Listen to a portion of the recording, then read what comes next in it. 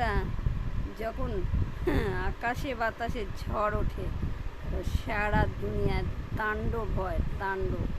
বড় বড় গাছ উপড়ে ফেলে দেয়, মানুষের বাড়ির টিনের চাল সব উড়িয়ে নিয়ে চলে যায়, বাড়ি ঘর ভেঙে তছনছ হয়ে যায়, গোটা দুনিয়া ভেঙে চুরে ঘুরিয়ে একাকার করে দিয়ে যায়, তাই না?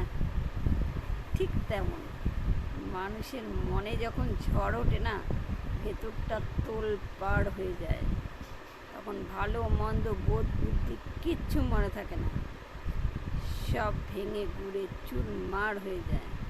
তখন মানুষ হয় ভগবানের দুয়ারে দৌড়ে গিয়ে মাথা ঠুকে, আর না হলে আত্মহত্যা করে নেয়। এই মানুষকে যখন তুমি কথা বলবে, খুব বুঝে শুনে বলা উচিত। মানুষের মনে আঘাত দিয়ে কথা কখনো বলবে না।